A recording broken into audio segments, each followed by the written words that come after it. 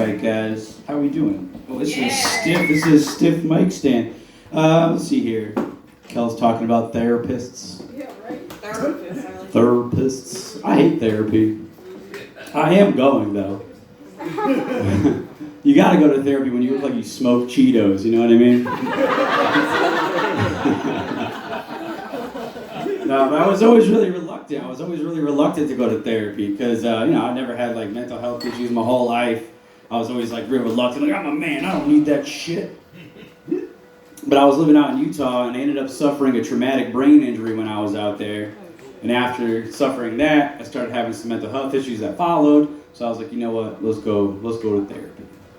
And, what happened was I was living out in Utah. I was a rock climbing guy, so I was playing in the mountains all the time, and it wasn't even that crazy what happened. It was like out one day, climbing all day, afterwards, hanging around the fire, having some beers, and I slipped and I fell, and I slammed my face against a table, covered in cocaine, repeatedly, for a few years. It really fucked up my mental health.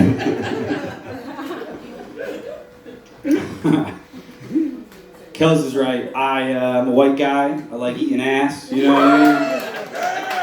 Why not? Why not eat a little ass? You know what I mean?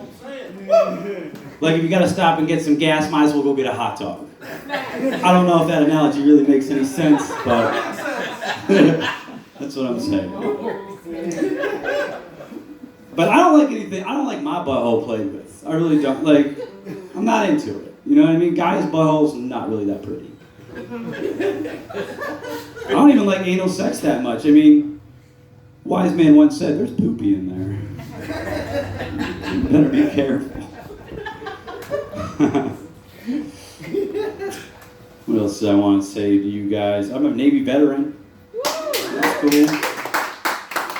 Yeah, I was on an aircraft carrier, which is sweet. A lot of people on an aircraft carrier. You know, a lot of hot chicks on an aircraft carrier. I was honorably discharged more than once.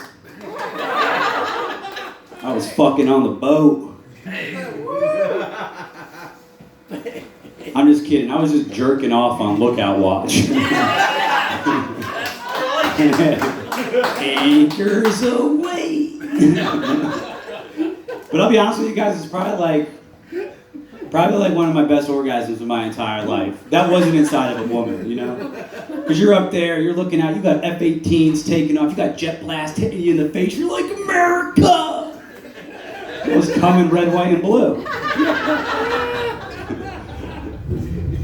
You know, they say loose lips sink ships, but it's actually the semen.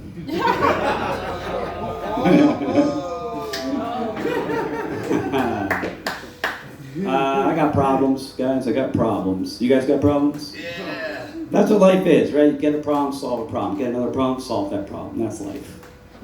Like, I was born having problems. You see this skin?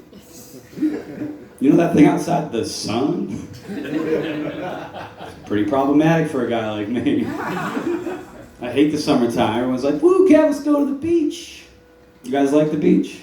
Yeah. Fuck the beach, right? See, you never see a ginger having fun at the beach. I get my feelings hurt if I go to the beach. Like, I was at the beach years ago, walking through the parking lot, and my friend was like, hey, yo, Kev. But I was standing over there. Do you know what it feels like to be mistaken for a glare in a windshield? Hurtful, dude. Hurts my feelings. You need special sunglasses to hang out next to me at the beach. Even as a kid, you have problems, man. Like, kids don't have real problems. They have childlike problems. Well, some kids get molested. That's a problem. I didn't get molested, so I had regular childlike problems. I grew up in the 90s, and kids in the 90s, we had stuff. Action figures, video games, marbles, pogs, Pokemon cards. All those things needed to be in my pockets at all times. So my mom would be like, Kev, it's time to go to school. Come out of my room, pockets bulging. Looked like I had two boners going in the opposite direction.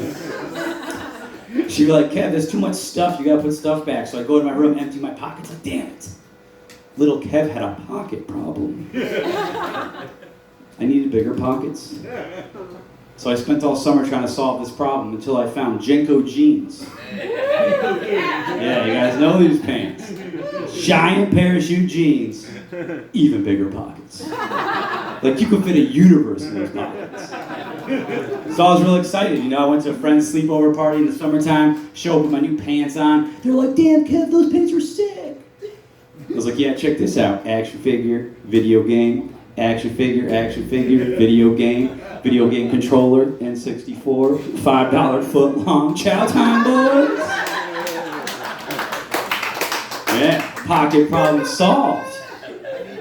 Or so I thought. First day of 7th grade came around. My mom's like, Kev, it's time to go to school. I got in my room, pockets loaded, good to go. Get to school and walking down the hallway like, yeah, my pants are dope. But a kid came up to me and he was like, yo, Kev, your pants are dumb, and he shoved me. So I shoved them in my pocket. Because they were some big pockets. And it was middle school too, so kids went crazy. They're like, damn, you got shoved in a pocket. It was a good time.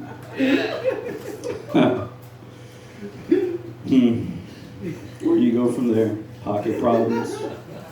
I'm getting older. 38 years old, just turned 38 last week. That's all right. It's not really that old, right? Like, I'm still young, but it's when you get into your, I'm starting to feel it a little bit. So I like to do things to make myself feel young. And one of the things I like to do is, like, let's say I'm at a public restroom and there's like an elderly guy at the urinal. I like to go right next to him and just start pissing as hard as I can. Yeah, you hear that? It's the stream of a younger man. He laughs, I laugh, we both come. It's a good time.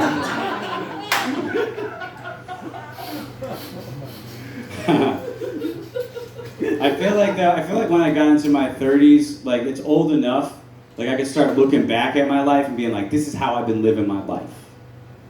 And I've been living my life by 2 sayings.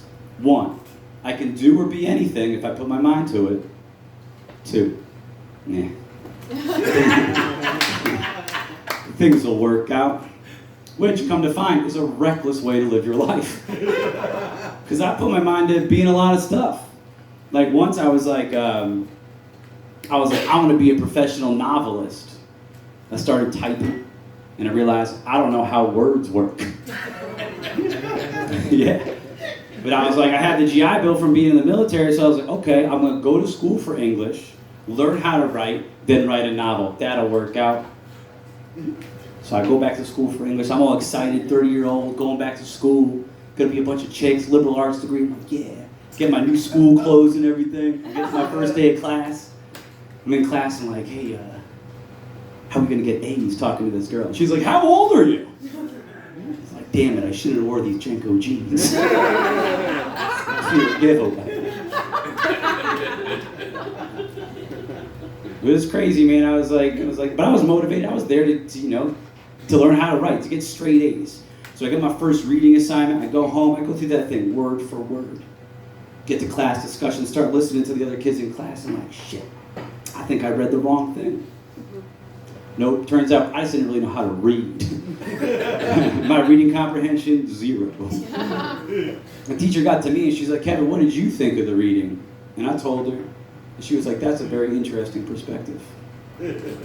That's the wrong answer. It's a pretty humbling experience to get the wrong answer to the question, what do you think? Like, man, I don't think this English idea is going to work out like I thought it was. Things never work out the way you think. The saying should be things will work out the exact opposite of the way you think they're going to work out. Like once, I was like, I'm going to travel the world, be a rock climbing guide. I'm going to be traveling the world, meet a girl traveling the world climbing. We're going to fall in love, travel the world, and climb together. That'll work out. Just worked out with me living in tents with dudes for 3 years. Damn, I didn't think it was going to work out like this. It was crazy because I had a lot of worldly life experiences, but like traveling all over the world, but not a lot of sexual experiences. Like I was in my 30s before I had anal sex for the first time. Oh, shit. It was like a new adventure for my dick. Like, let's say I'm my dick, right? And I'm just walking through life. I'm hitting white hiking trails, black hiking trails, Asian hiking trails. But a hiking trail is a hiking trail. And then one day my dick was like, I'm about to go caving. Oh, shit. Because I've been caving, and anal sex and caving are real similar. Because like when you go into a cave, a lot of times it's like a real tight squeeze. You're like, dang, it's spacious in this motherfucker. A little tight getting in. I'm gonna get on out. I'm gonna go back. All right, that's a weird way to end, but have a good night, everybody.